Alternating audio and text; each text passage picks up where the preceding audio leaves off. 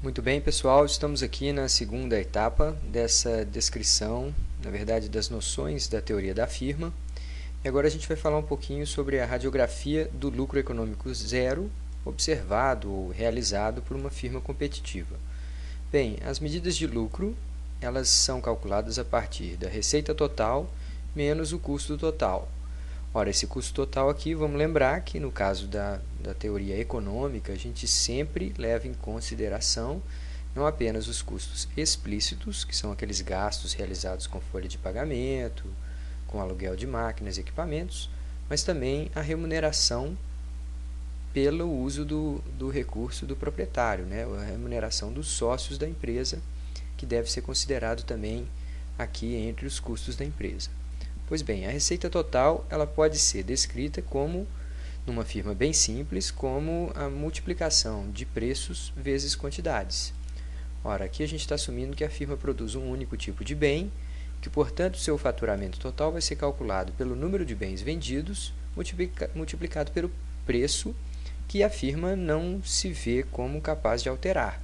Então, ela vai ao mercado, observa um determinado preço e multiplica pelas quantidades que ela escolheu produzir e vê lá o seu faturamento total. Com relação ao custo total, a gente vai classificá-los agora em duas partes, custo fixo e custo variável. O custo variável, por simplicidade, inclui apenas o custo da mão de obra, que cresce com o nível de produção.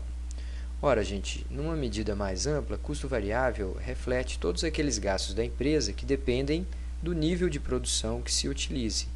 Se você deseja produzir 100 unidades ou 1000 unidades, provavelmente você vai ter que vai ter que contratar um número muito maior de trabalhadores no segundo caso. Então, portanto, o custo de mão de obra é um custo, obviamente, variável, na medida que ele varia conforme o nível de produção se altere. No caso dos custos fixos, a gente não tem isso.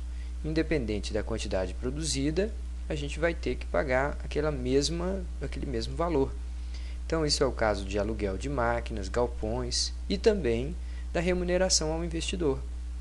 Ora, o sócio ele não está interessado se a firma produziu 100, 200 ou 3.000 unidades. Ele está interessado, antes de tudo, que o valor que ele receba como remuneração, como dividendo ou como lucro pela participação na empresa, equivalha a um valor semelhante ao que ele obteria em aplicações no mercado.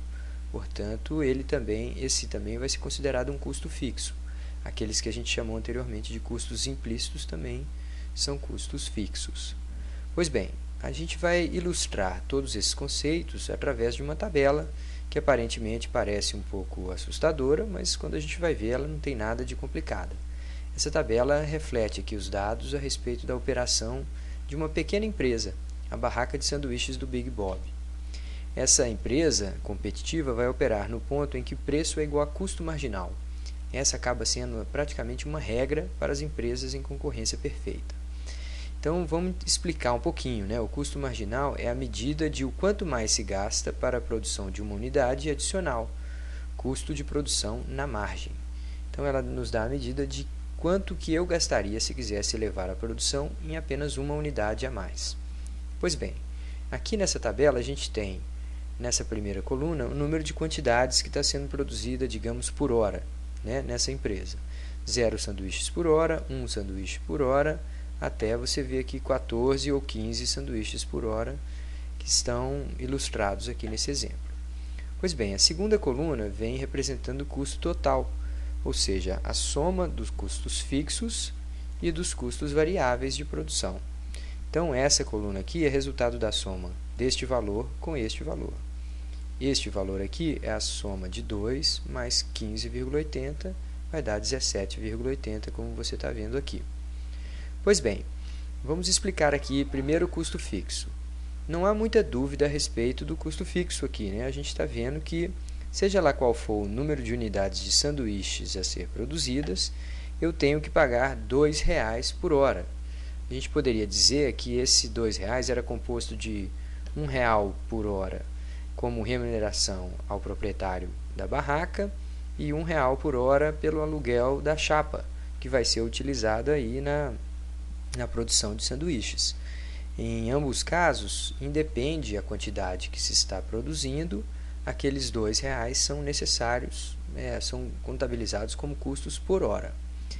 Diferentemente disso, a gente tem os custos variáveis. Os custos variáveis, na medida que as quantidades vão se elevando de 0 até 15, o custo variável, ou seja, o custo da mão de obra nesse caso, vai ficando cada vez maior, na medida que eu vou ter que utilizar mais intensivamente a mão de obra.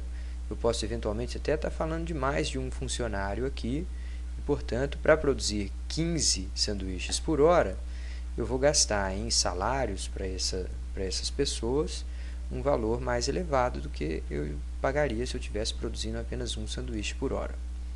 Muito bem, então custo fixo mais custo variável, dão o total do custo total, tá?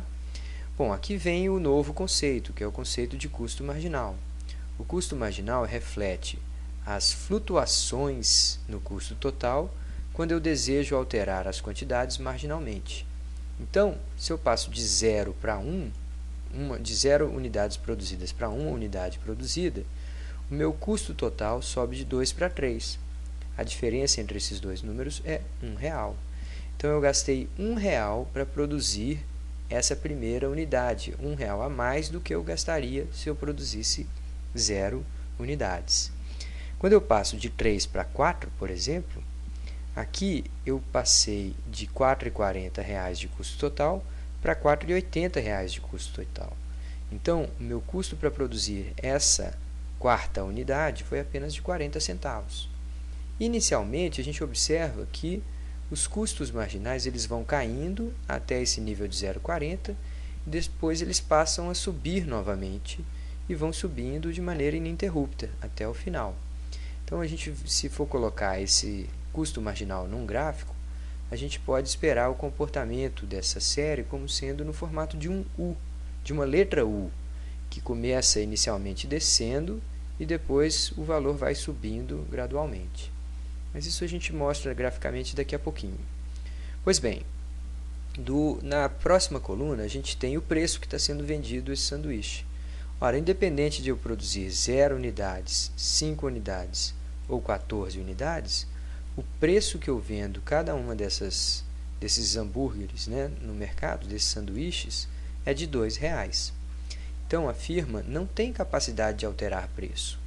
O que a gente está vendo aqui é que se ela decidisse algo do tipo, já sei, eu vou produzir quantidades menores e aí eu vou deixar os meus clientes muito ansiosos e inclusive dispostos a pagar mais. Bom, isso não funciona, porque a gente está falando de uma firma competitiva, em um mercado de concorrência.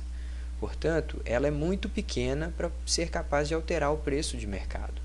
Qualquer decisão dela entre produzir 1, 6 ou 15 unidades, aquilo vai ser uma alteração muito mínima no total de sanduíches produzidos no mercado como um todo.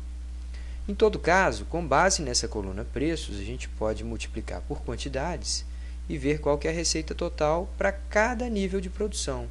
Se eu produzir 0 unidades, ora, obviamente, vendendo a R$2 0 unidades, o resultado é 0. Se eu produzir 3 unidades, vendendo a R$2 cada, a minha receita total é 6. E se eu produzir 15 unidades, a R$2 cada, a minha receita total é 30. Pois bem, então agora a gente já tem todas as informações. Eu tenho o custo total e tenho receita total. Então, eu vou subtrair o custo total da minha receita total. Observem o que acontece nesse cálculo. O meu lucro ele vai inicialmente ele parte de um valor negativo e começa a subir, vai subindo até chegar aqui esse nível de 10,40. Depois de permanecer numa vizinhança de 10,40, ele volta a cair e começa a cair o lucro total, o lucro da empresa, Pois bem, o comportamento desse lucro aqui nos indica que há uma quantidade ótima a ser produzida pela empresa, porque essa seria a quantidade em que essas duas quantidades aqui, ele obteria o lucro máximo por hora na operação da sua empresa. Ora, vamos perceber aqui que nesse nível de 10,40, em que o lucro é máximo, não por acaso o preço é exatamente igual ao custo marginal. Ora, qual que é a intuição a respeito disso? Ao escolher o nível de produção em que preço é igual a custo marginal, a empresa obteve o nível de lucro máximo. Mas a ideia que está por trás de preço sendo igual a custo marginal é a mesma ideia que a gente discutiu anteriormente em sala a respeito da operação de uma firma, digamos, de um marceneiro, de uma marcenaria. O dono da empresa ele vai contratando funcionários na medida em que o salário que ele tem que pagar aos funcionários é inferior ao valor de mercado das mercadorias que a utilização daquela mão de obra permite obter.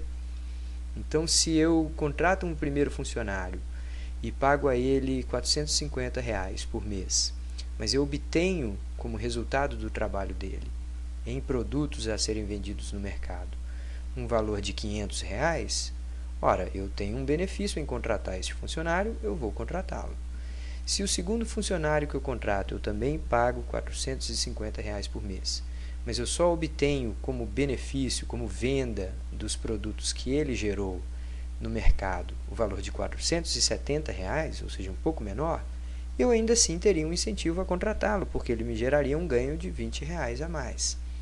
Se no terceiro empregado que eu vou contratar, eu obtenho com o trabalho dele apenas R$ 400 em mercadorias que eu levo ao mercado, e eu tenho que pagar a esse funcionário também R$ 450, ora, aí eu tenho um prejuízo de R$ 50, portanto, não é lucrativo para mim contratar essa terceira pessoa.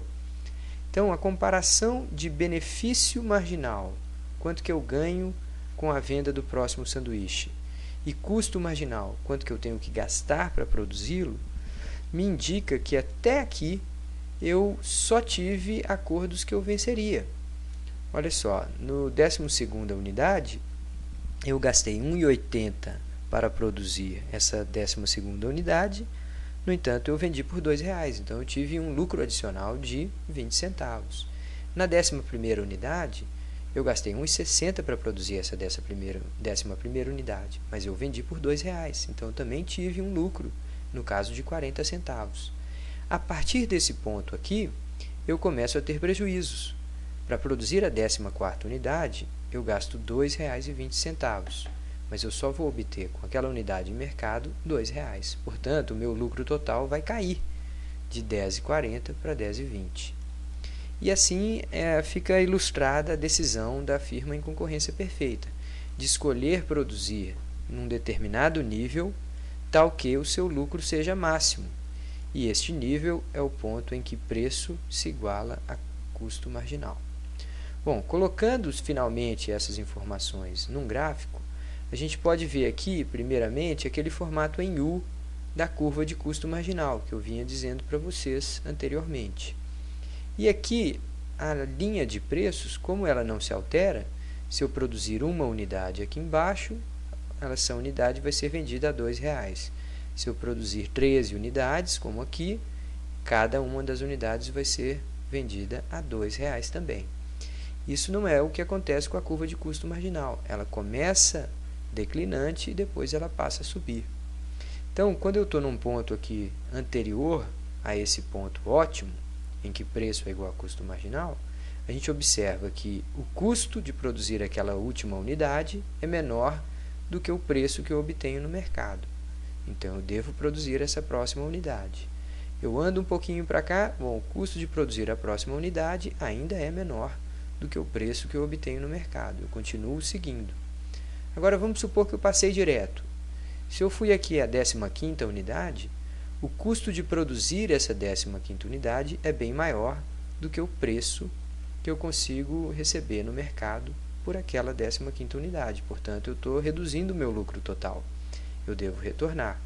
Se antes desse ponto eu devo crescer e se depois desse ponto eu devo retornar, então esse é o ponto ótimo, é o ponto em que a firma obtém o lucro máximo.